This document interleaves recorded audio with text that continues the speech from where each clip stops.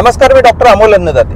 रस्त्यावरील अपघातामुळे भारतामध्ये दर तासाला 20 लोकांचे मृत्यू होतात आणि या अपघातांचं सगळ्यात मोठं कारण असतं ओव्हर स्पीडिंग, म्हणजे स्पीड जास्त असणे।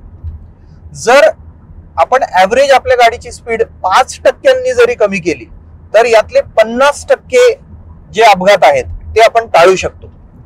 आणि या व्हिडिओमध्ये मी तुम्हाला हे सांगणार आहे की तुम्ही कुठल्या हायवेवर काय स्पीड लिमिट जर ठेवली तर अपघाताची शक्यता अत्यंत कमी असेल, ऑलमोस्ट नील, ऑलमोस्ट झिरो असेल। मी ज्या स्पीड लिमिट तुम्हाला सांगणार आहे त्याच्यामध्ये आणि तुम्ही त्याच्यापेक्षा जास्त जरी एक 10-20 ची जरी स्पीड ठेवली तरी तुम्ही ज्या ठिकाणी पोहोचणार आहात त्याच्यामध्ये फार तर 15-20 मिनिटांचं अंतर पडतं। आता आपण वेगवेगळ्या हायवेज साठी जे सेफ स्पीड लिमिट्स रेकमेंडेड आहेत, मी जे तुम्हाला सांगणार आहे, या सगळ्या संशोधनामध्ये अभ्यासपूर्ण ही स्पीड ठेवली तर या हायवेवर अपघात टळतो।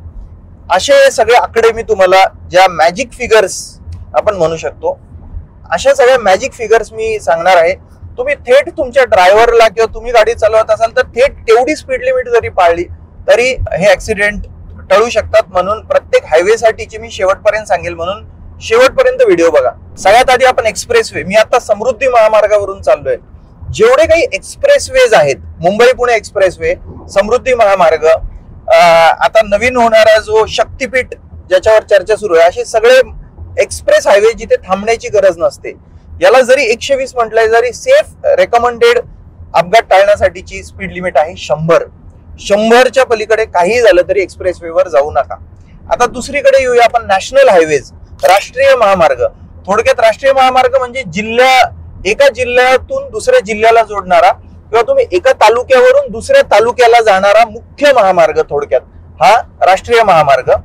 याच्यासाठीची जी स्पीड लिमिट आहे ती आहे 80 ते 90। तर तुम्ही पकडू शकता 80 तर अगदी सेफ ठरेल, पण ठीक आहे 90 पर्यंत एक वेळ चालेल, पण 90च्या पुढे काही झालं तरी ही आपण नॅशनल हायवेवर क्रॉस करायची नाही। आयडियल जर म्हणाल तुम्ही अगदी सेफ राहायचं असेल 80। याच्यानंतर आपण पुढच्या याच्याकडे, जिथे सगळ्यात जास्त अपघात होतात ते म्हणजे अर्बन रोड्स, म्हणजे शहरांना अंतर्गत जोडणारे रोड। मी संभाजीनगरला चाललोय तर संभाजीनगर मधून मला समजा क्रांती चौकातून कारखेड्याला जायचंय किंवा सोलापूर, अंतर्गत रोड्स, इथे खूप मोठमोठे अपघात होतात। तुम्ही ऐकलं असेल, बरेच ओळखीच्या लोकांचे अपघात झाले असतील। ही जी स्पीड लिमिट आहे, ही जिथे चालणारी लोक, सायकल चालवणारे सगळेच एकाच ठिकाणी जमा होतात, ही स्पीड लिमिट जी आहे ती 30 ते 40 याच्या वर नकोय। 50 म्हटलं जातं, पण मी म्हणेल की 30 ते 40, 30 जर ठेवली तर आयडियल, जास्तीत जास्त 40। आता पुढच्या आपण रस्त्याकडे येऊया, ग्रामीण भागातले रस्ते। ग्रामीण भागातले म्हणजे तालुक्याच्या अंतर्गत गावांना जोडणारे रस्ते। या तर रस्त्यांची स्थिती खूप वाईट आहे, पण त्यातल्या त्यात जिथे कुठे हे डांबरी किंवा सिमेंट रोड झालेले आहेत, याच्यामध्ये 2 प्रकारचे रस्ते आहेत। एक आहे डबल लेन, म्हणजे एका वेळेला 2 वाहनं, मोठी वाहनं, 2 4 व्हीलर्स एका वेळेला क्रॉस करू शकतात एकमेकांना, असे रोड्स। आणि दुसरे आहेत जिथे सिंगल लेन, म्हणजे एका वेळेला एकच गाडी पास होऊ शकते, 4 व्हीलर। तर पहिलं जिथे 2 गाड्या पास होऊ शकतात तिथे या गावातून गावाला जोडणारी जे रस्ते आहेत इथे 40 ही स्पीड लिमिट तुम्ही ठेवू शकता। आणि जिथे सिंगल गाडी पास होते तिथली स्पीड लिमिट मात्र 30 ठेवू शकता।